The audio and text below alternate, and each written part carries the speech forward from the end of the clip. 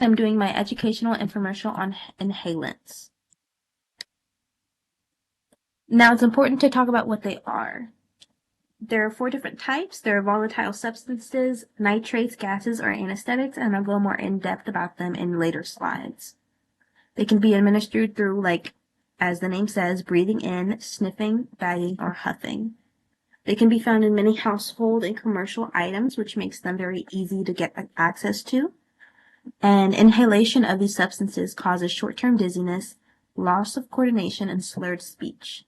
And repeated use can cause sleepiness and headaches.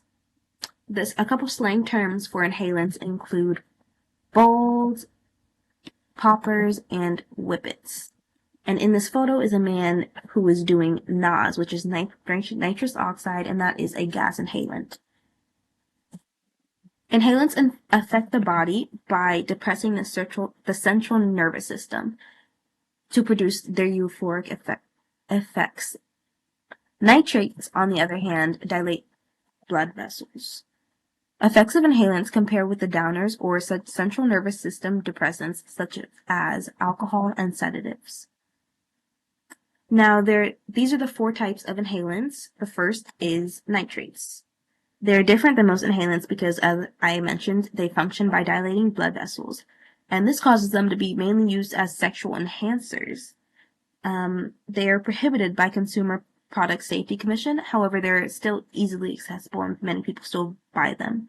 They can be bought under the names like video head cleaner, room odorizer, or leather cleaner.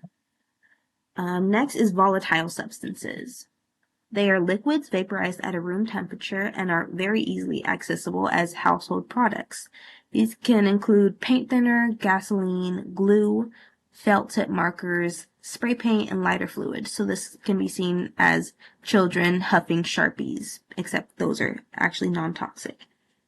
Next are aerosols. Aerosols are sprays that contain propellants and solvents, and they are used by spraying directly into bags, like paper bags, or into the mouth. And this is hairspray, spray paint, or spray deodorant. There are more, but these are the main ones. The last category are gases, and these are mainly medical anesthetics and household products. Nitrous oxide is most abused, and the abusing gas is usually called whippets. And this is propane tanks and refrigerants. People also use whipped cream cans as whippets.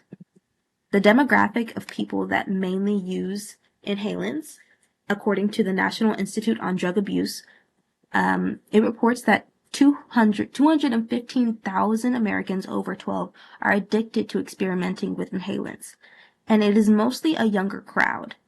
4.7% of 8th graders, 2% of 10th graders, and 1.8% of 12th graders. The easy access of these drugs leads to a younger audience which are able to experiment. Statistics show that inhalants are more likely to be used by girls, and adolescents who use them often use them more than once because they are a stepping stone to harder drugs. Inhalants have led to 100 to 200 deaths per year. The risks of using inhalants. Inhalants are scary, you guys. Now, inhalants can cause brain damage because they destroy myelin sheaths on nerves, and this causes the nerves to not be able to communicate with each other. And this can lead to depression, memory loss, and lower intelligence, actually. Rashes around nose and mouth is called hupper's mouth, and that is usually a sign that somebody has been doing inhalants. There are serious irreversible damage to kidneys, liver, and heart from sniffing solvents. Continual inhalation damages airways and compromises oxygen supply to the brain. And a single use could lead to overdose. Only one, you guys. Addiction is rare, but it can occur with repeated use. Death by suffocation and heart failure is usually what causes the overdose. Here are my references. Thank you so much for listening. Please stay safe. That's fine when I talk to him, but I'm not scrolling. Was that bad? That's like red.